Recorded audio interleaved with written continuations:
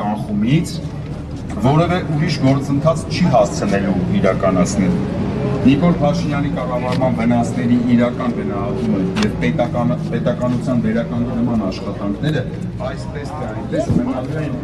հետագայում ընտրությունից հետո կազմավորված հիմնական ցանցերի։ Մենք այս պայմաններում չենք կարող իրական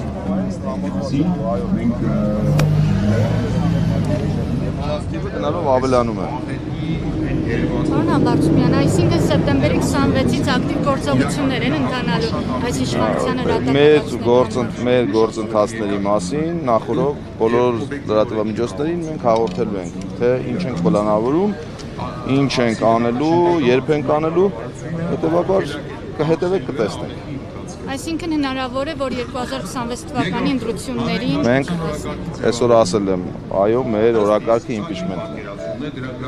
Եվ դա պետք է տեղի ունենա մինչ 2026 թվականի ընտրությունները։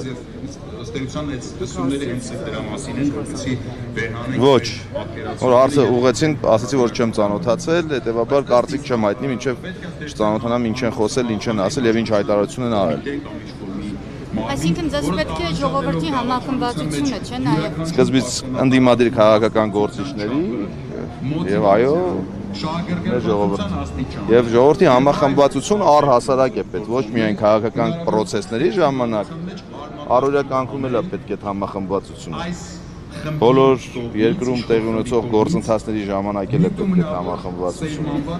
Առհասարակ մեր երկրի ապագայի համար էլ է պետք ժողովրդի համախմբվածությունը։ Ես միշտ ասել եմ, երբ որ մենք համախմբված ենք լինում, մենք միշտ հաղթանակներ ենք ունենում։ Երբ որ պառակտվում ենք, մասնատվում ենք, մենք միշտ պարտություններ ենք ունենում։ Հետևաբար բոլոր գործընթացների ժամանակ միշտ պետք է մեր ժողովրդի համախմբվածությունը։ Եվ արդար ընտրությունների դեզենք շնորհակալ։ Մեկ հարց է։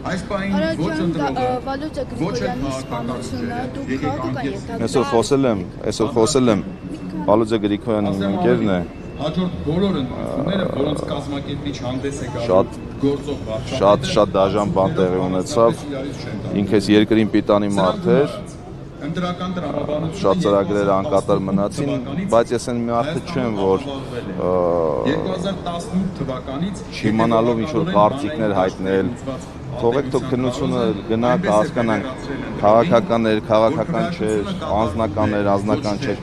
ճիշտ չեմ համարում, կոռեկտ չեմ համարում հիմա կարծիք հայտնել։ Անցումային կառավարությունը մի քանի ամսում պետք է առողջացնի քաղաքական միջավայրը, որպեսզի քաղաքական բոլոր ուժերը հնարավորություն ունենան իրենց քաղաքական